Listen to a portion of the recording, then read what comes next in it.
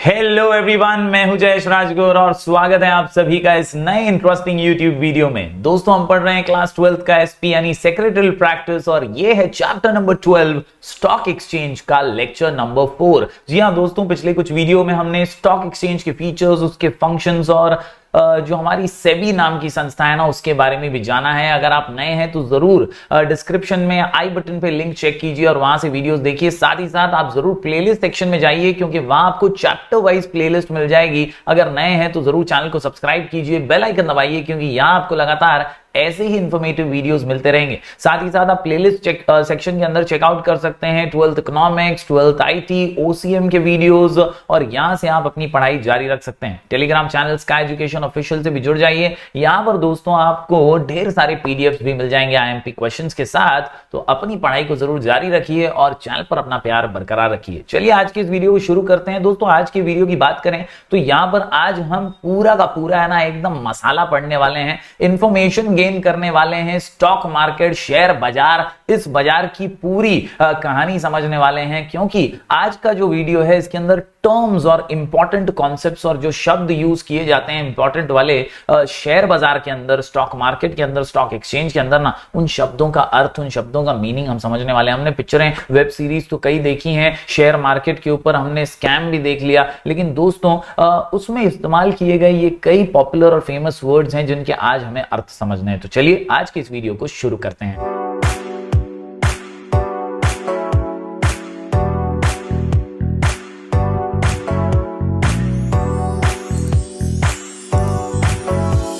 तो दोस्तों, जैसा कि आप जानते हैं स्टॉक एक्सचेंज एक स्पेसिफिक प्लेस है जहां पर सिक्योरिटीज का लेन देन होता है। सिक्योरिटीज म्हणजे एक्झॅक्टली ते पैसे नाही आहेत, पण पैशांसारखेच ते डॉक्युमेंट्स आहेत, ते सिक्योरिटीज आहे जे लिक्विडिटी ज्यांच्यात असते, ये आसानी से पैसे में कन्वर्ट हो सकते हैं। इन्हें शेयर के नाम से हम जानते हैं, डिबेंचर्स के नाम से जानते हैं, बॉन्ड्स, म्यूचुअल फंड्स होते हैं ये, और इन्हीं को सिक्योरिटीज कहा जाता है जिसका exchange stock market, stock exchange में होता है। Purchased and sold. The term securities include equity shares, preference shares, debentures, government securities and bonds etc. उम्मीद करता हूं दोस्तों ये मीनिंग आपको याद आ रहा होगा। साथ ही साथ बात करें डेफिनेशन की तो बहुत ही सिंपल सा डेफिनेशन है हस्बैंड एंड डॉक्टरी का। ये कहते हैं stock exchange are privately organised market. जी हां, ये एक प्राइवेटली ऑर्गेनाइज्ड मार्केट है जहां पे हम ट्रेडिंग को फैसिलिटेट करते हैं, सिक्योरिटीज के ट्रेडिंग को। जी हां, सिक्योरिटीज का ट्रेडिंग यानी शेयर्स, डिवेंचर्स का बाइंग एंड सेलिंग होता है,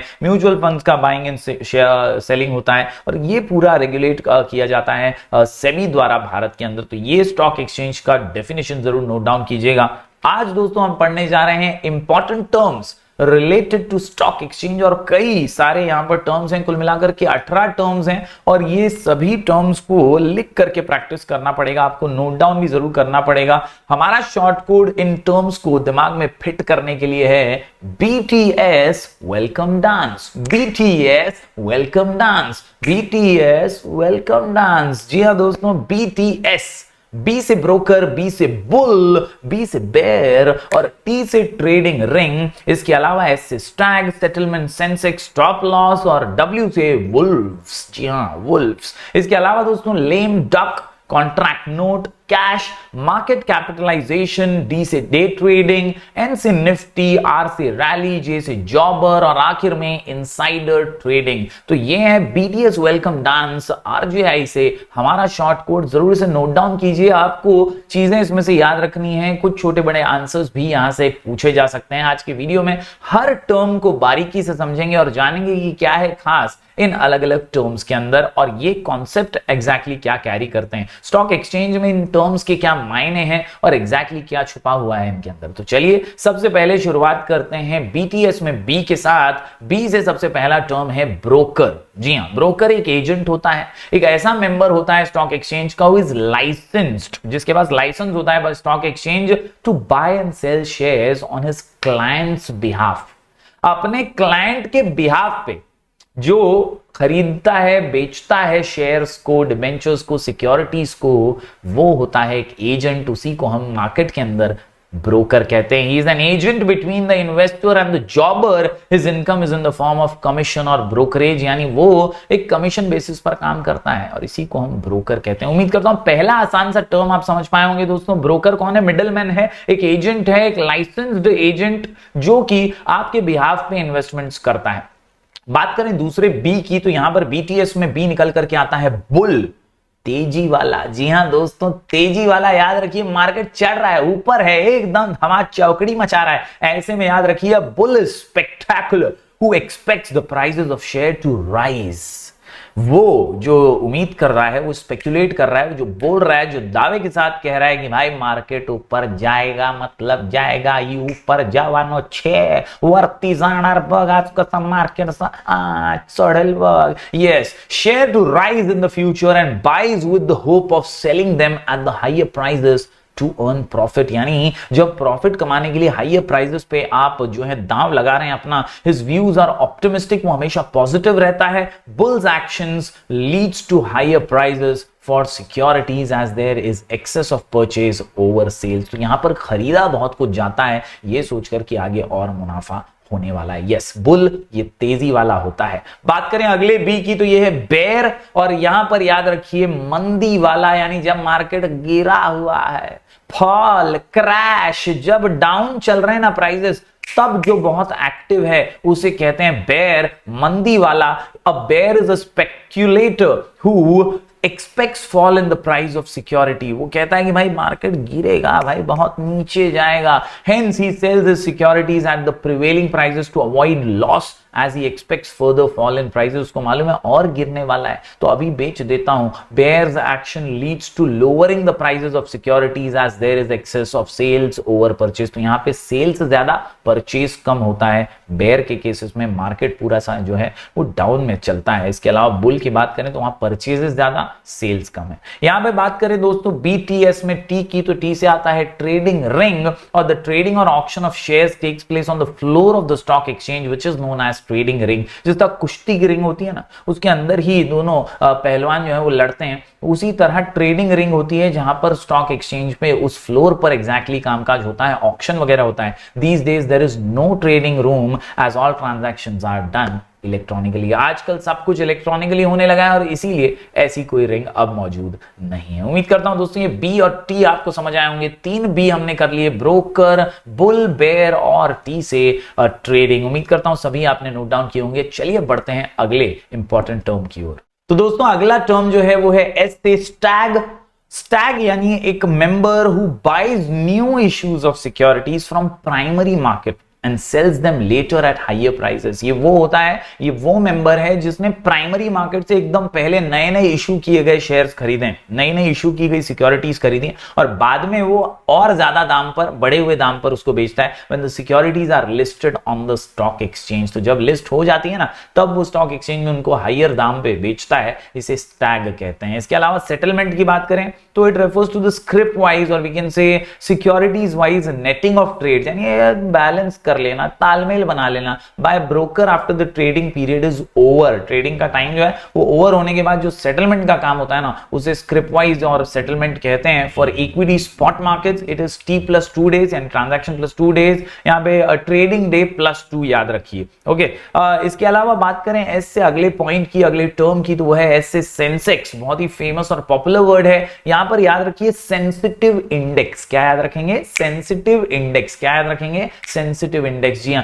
it is the index of the Bombay stock exchange. Bombay stock exchange का ये इंडेक्स होता है विच रिप्रेजेंट्स द इंक्रीज और decrease in prices of stocks, यानी जो भी स्टॉक्स हैं उनके दाम बढ़े हैं या कम हुए हैं ना वो दर्शाने का काम, रिप्रेजेंट करने का काम ये सेंसेक्स करता है of selected group of companies. Sensitive index is called as Sensex. It is made up of 30 largest and actively traded stocks, यानी 30 टॉप के जो एकदम एक्टिव स्टॉक्स है ना उनके बारे में उतार चढ़ाव बताता रहता है। ये होता है Sensex, traded stocks of listed companies. It was created in 1986। तो ये है तीसरा इंपॉर्टेंट टर्म एस से सेंसेक्स। आखिरी जो यहाँ पर एस निकल करके आता है वो स्टॉप लॉस है। बहुत ही पॉपुलर है, आपने कई आपके शेयर मार्केट के एप्स में भी ये शब्द सुना होगा, SL लिखा हुआ होता है, वो होता है स्टॉप लॉस। क्या है ये? इट इज एन इंस्ट्रक्शन और ऑर्डर जो कि खरीदने वाला या बेचने वाला दे रहा है, ये इंस्ट्रक्शन ऑर्डर क्या है? ये by an investor to the broker to buy और sell a security when it reaches certain price. हम बोलते हैं कि भाई देख,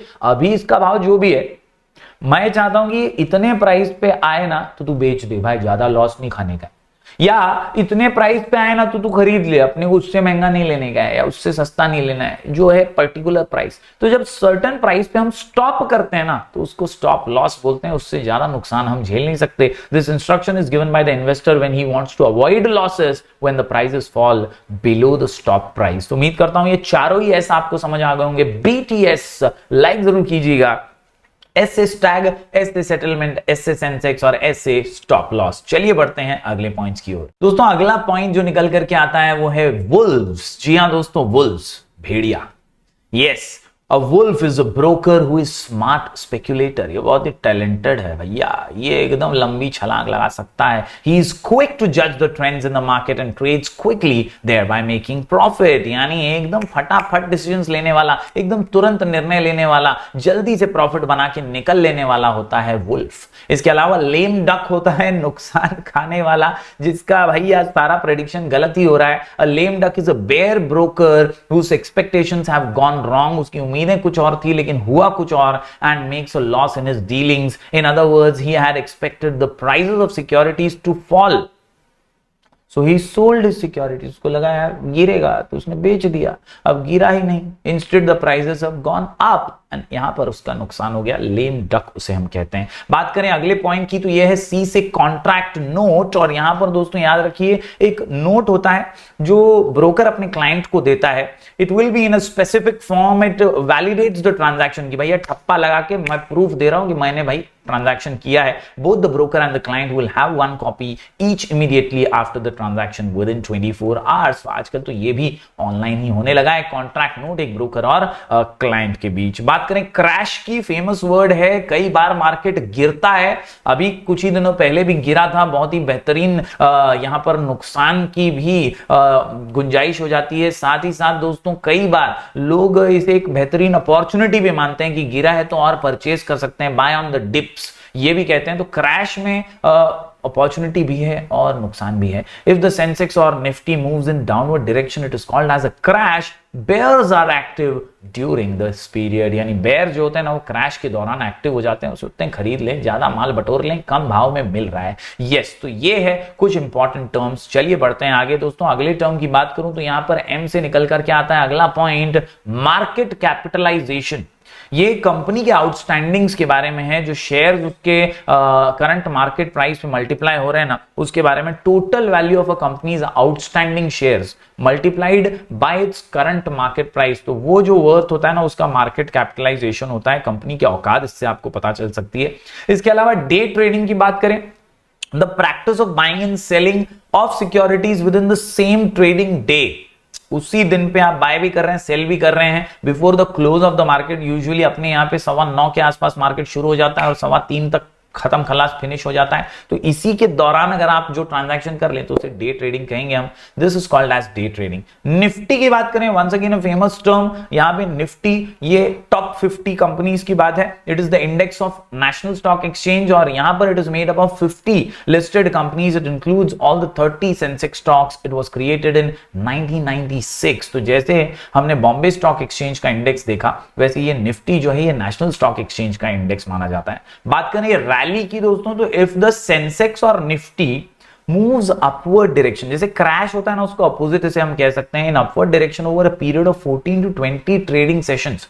इन 14 से 20 सेशंस तक कंटिन्यूअसली अगर ऊपर ही जा रहे हैं सारे स्टॉक्स, निफ्टी भी सेंसेक्स भी, तो it is called as a rally.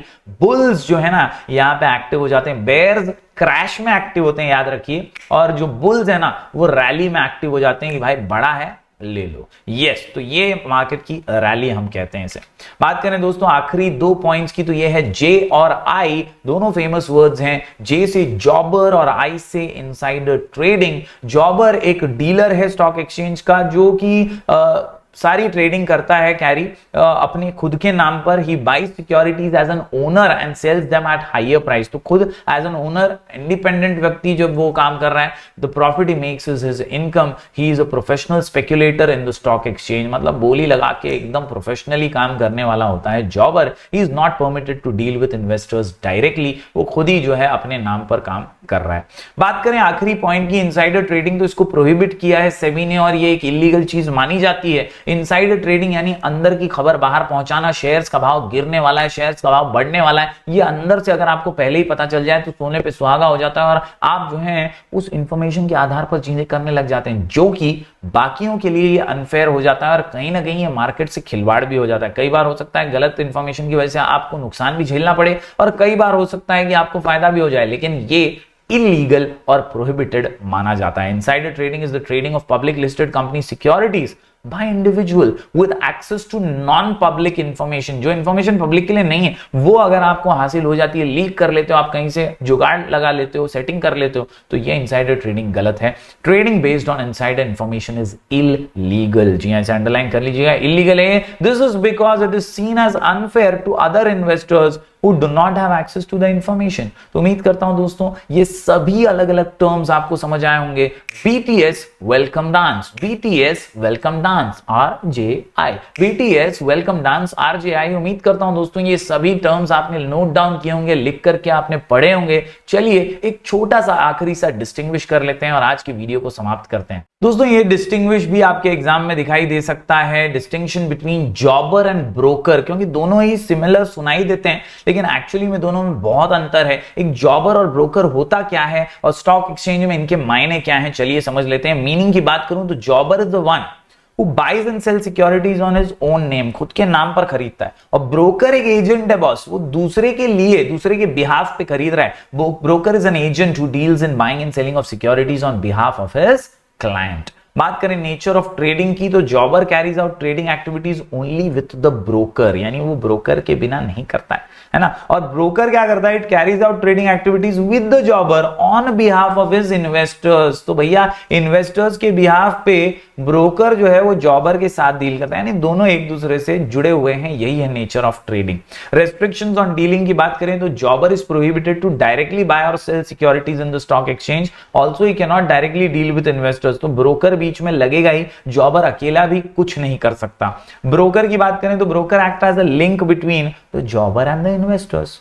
Broker क्या करता है, इन्वेस्टर को जॉबर से कनेक्ट करवाने का काम करता है, वो एक मिडलमैन है, दोनों का तालमेल बना के रखता है, एक से लेता है दूसरे को बताता है कि यार इतने में ले लिया। He trades that is buys and sell securities on behalf of his investor. जो इन्वेस्टर है ना उनके बिहाफ पे ये ब्रोकर काम करता है, जॉबर से ये खरीदता बेचता है।